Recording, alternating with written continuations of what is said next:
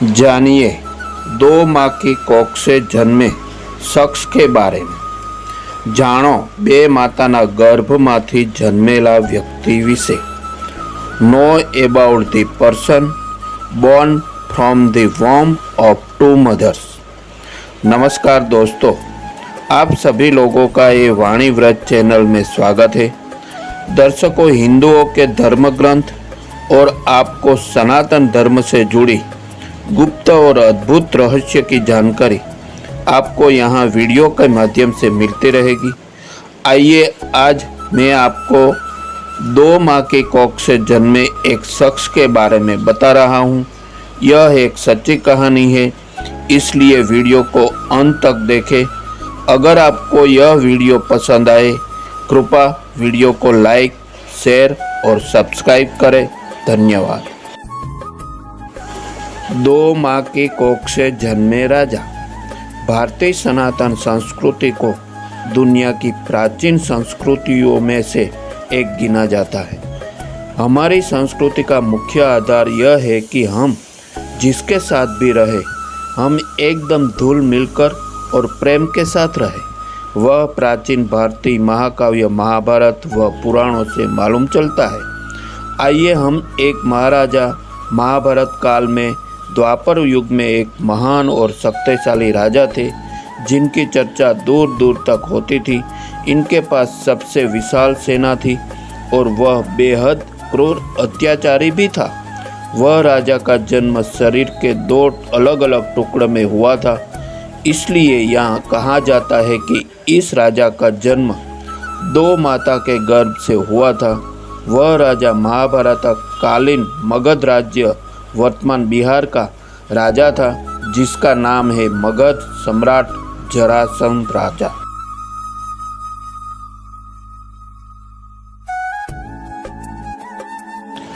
महाराजा जरासंध की आस्था। महाराजा जरासंध महाभारत कालीन मगध राज्य हाल में बिहार उसका राजा था। वह बहुत ही एक महान और शक्तिशाली राजा थे, जिनकी चर्चा दूर दूर तक होती थी। देवताओं के देवता भगवान महादेव शंकर भगवान के वो उपासक थे। महाराजा जरासंध भगवान शंकर के परम भक्तों में गिने जाते थे। उन्होंने अपने पराक्रम से 86 राजाओं को बंदी बना लिया था और गुमनाम पहाड़ी तह खानों में बंद कर दिया था।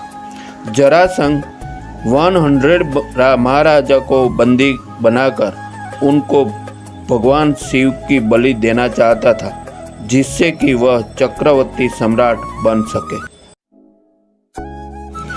महाराजा जरासंध का जन्म 2 माह से आधा आधा पैदा हुआ था। मगध देश के बृहद्रथ नाम के एक राजा की 2 पत्नियां थीं। वह दोनों ही को एक समान चाहते थे। बहुत समय व्यतीत हो गया और वे बूढ़े हो चले, लेकिन उनकी कोई संतान नहीं थी। निसंतान होने के कारण दोनों पत्नियां यानी रानियां भी प्राय दुखी रहा करती थी। एक दिन राजा बृहद्रथ अपनी 2 पत्नियों के साथ चंड कौशिक नाम के एक महात्मा की शरण में गए। उनसे संतान प्राप्त की प्रार्थना की। तब महात्मा चंड कौशिक ने राजा बृहद्रथ को मनोकामना पूर्ण करने के लिए एक यज्ञ का आयोजन किया और उस यज्ञ के सिद्धि से एक फल प्राप्त आम हुआ राजा बृहद्रथ को दिया तथा बोले कि इस फल को अपनी पत्नी को खिला देना। इस फल को खाने से तुम्हें संतान की प्राप्ति होगी। राजा बृहद्रथ को 2 पत्नियां थीं। अंततः बिना कुछ सोचे विचारे उन्होंने वह फल 2 टुकड़ों में काटकर अपनी दोनों पत्नियों को दे दिया। उस फल के प्रभाव से वह पत्नी यानी रानियों ने कुछ समय पश्चात शिशु शरीर के 2 अलग अलग टुकड़ों का जन्म दिया। उन टुकड़ों को जीवित देखकर रानियों यानी पत्नियों ने डर से उसको महल के बाहर फेंकवा दिया। उसी समय वहाँ से एक जरा नाम की जंगली राक्षसी गुजरी। उसी ने मार्ग से गुजरते हुए उन दोनों टुकड़ों को देखा तो उसने अपनी माया के प्रभाव से उन शिशु टुकड़ों को जोड़कर एक कर दिया। एक शरीर होते ही वह शिशु जोर जोर से रोने लगा तथा उनकी आवाज़ सुना। राजा सहित उनकी दोनों रानियां महल से बाहर आए तथा उस राक्षसी के समीप गए। वह राक्षसी से उसका परिचय पूछा। तब राक्षसी ने पूरी बात बताने और अपने पुत्र का एक शरीर देखा।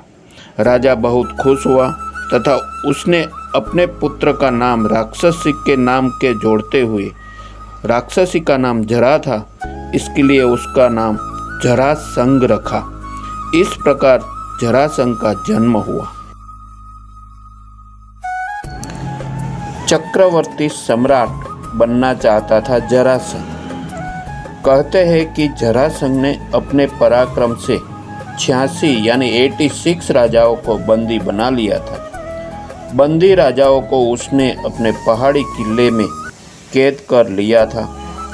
यह भी कहा जाता है कि जरासंध 100 यानी 100 राजाओं को बंदी बनाकर उसको विशेष दिन उनकी बलि देना चाहता था, जिससे कि वह चक्रवर्ती सम्राट बन सके।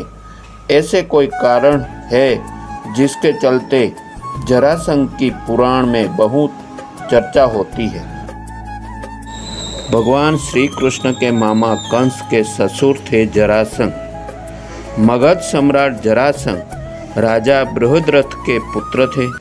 जरासंध कृष्ण के मामा कंस के ससुर थे। कंस ने उसकी 2 पुत्रियां अस्ति और प्राप्ति से विवाह किया था। इस तरह जरासंध जो भगवान कृष्ण के मामा कंस का ससुर होने के साथ साथ उसका परम मित्र भी था। अंततः कृष्ण द्वारा कंस का वध होने पर वह कृष्ण को अपना सबसे बड़ा शत्रु मानता था। ऐसे कृष्ण से अपनी पुत्रियों के सुहाग का प्रतिशोध लेने के लिए जरासंध ने 17 बार मथुरा में चढ़ाई की, परंतु वह भगवान श्री कृष्ण को पराजित नहीं कर पाया। हर बार उसे हार का सामना करते हुए वापस लौटना पड़ा। भीम ने ऐसे किया था जरासंध का वध। जरासंध का वध करने के लिए भगवान श्री कृष्ण को एक योजना का निर्माण करना पड़ा तथा उस योजना अनुसार वे भीम और अर्जुन ब्राह्मण के वेश में दोनों के साथ में जरासंध के पास पहुँचे और कुश्ती के लिए ललकारा। फिर जरासंध और भीम के बीच 13 दिन तक लगातार मल्ल युद्ध चला। इस दौरान भीम ने जरासंध को जांग से उखाड़कर कई बार 2 टुकड़े कर दिए, लेकिन हर बार जुड़कर वह फिर जिंदा हो जाता था और फिर से भीम पर टूट पड़ता था। भीम थककर बेदम हो गए तो 14वें दिन श्री कृष्ण ने एक तिनके का 2 बीच से तोड़कर दोनों मार्ग विपरीत दिशाओं में फेंक दिया। भीम यह इशारा समझ गए और उन्होंने जरासंध के शरीर का 2 टुकड़ा किया, तो एक टुकड़ा एक दिशा में और दूसरा विपरीत दिशा में फेंक दिया। इसके चलते हुए वह जुड़ नहीं पाया और उसका अंत हो गया। जरासंध का वध कर भगवान श्री कृष्ण ने उसकी कैद से 86 राजाओं को आजाद करा दिया था। जरासंध का अखाड़ा ऐतिहासिक है और करीब में है जरा देवी मंदिर। आज भी बिहार में नालंदा के राजगीर में मौजूद महाभारत कालीन मगध सम्राट जरासंध का अखाड़ा ऐतिहासिक है। इसी अखाड़ा में जरासंध और भीम के बीच 14 दिन तक लगातार मल्ल युद्ध चला था। पास में है जरा देवी मंदिर। जिस जरा नामक राक्षसी ने जरासंध को जोड़कर जीवन दान दिया था, उनका मंदिर भी उनके अखाड़ा से पहले बना हुआ है। यहाँ लोग पूजा अर्चना करने आते हैं। लोगों में इनके प्रति ऐसी आस्था है कि भगवान की तरफ पूजते हैं। यह स्थल जरा देवी मंदिर के नाम से जाना जाता है। बिहार के राजगीर में है जरासंध का अखाड़ा। बिहार के राजगीर में सीएम नीतीश कुमार ने हर घर गंगा जल आपूर्ति योजना की शुरुआत की। एक दिन वह नालंदा पहुंचे। मुख्यमंत्री ने एएसआई को जरासंध अखाड़ा का विकास नहीं किए जाने पर जमकर लताड़ा। अंतर्राष्ट्रीय कन्वेंशन सेंटर में उन्होंने कहा था कि बार बार मैंने विभाग से इसको लेकर आग्रह किया पर अधिकारियों ने विकास नहीं कराया। ऐसे में उन्होंने जरासंध स्मारक बनवाने का ऐलान किया। उन्होंने ये भी कहा कि हमने जरासंध अखाड़े के पास स्मारक बनवाने का फैसला इसलिए लिया है जिससे आने वाली पीढ़ी मगध सम्राट जरासंध के बारे में भली भांति जान सके कि कौन था महाराजा जरासंध। दोस्तों, जरासंध की यह कहानी को लेकर कई दर्शकों द्वारा सवाल किए हैं, जिसका यहाँ मैं समीक्षाएं करता हूँ। गुजरात राजकोट से मेहुल भाई चौहान पूछ रहे हैं कि भगवान श्री कृष्ण ने जरासंध को क्यों नहीं मारा, जिसका जवाब है कि भगवान श्री कृष्ण जरासंध को स्वयं जीवित छोड़ देता है। इसके पीछे भगवान श्री कृष्ण का एक कारण है कि जरासंध पूरी पृथ्वी से अधर्मी और हमारे विरोधी राजाओं को एकत्रित करके हमारे सामने ले आता है, जिसमें हम दुष्ट राजाओं को एक ही जगह पर मार देते हैं। दूसरा प्रश्न सिंगापुर से सिद्धिबेन यादव पूछ रहे हैं कि सूर्यवंशी और चंद्रवंशी में क्या अंतर है, जिसका जवाब है कि सूर्यवंशी और चंद्रवंशी दोनों राजपूत होते हैं। चंद्रवंशी क्षत्रिय का उपखंड है, ठीक उसी तरह जैसे सूर्यवंशी क्षत्रिय का उपखंड है। राजा मनु के 9 पुत्रों में से एक पुत्र ने सूर्यवंशी की शुरुआत की।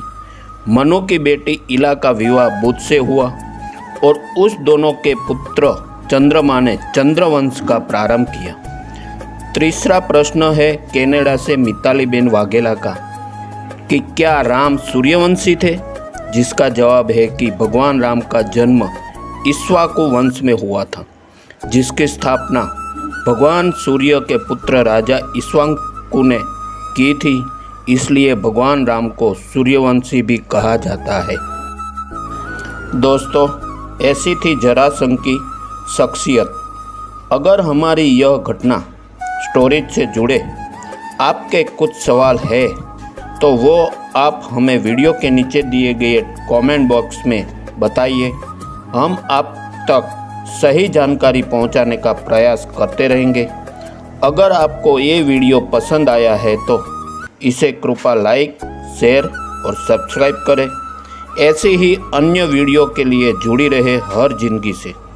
यदि आप श्री लक्ष्मी यंत्र और ध्यान के बारे में जानकारी चाहते हैं, कृपया डिस्क्रिप्शन में दिए गए लिंक पर क्लिक करें। धन्यवाद।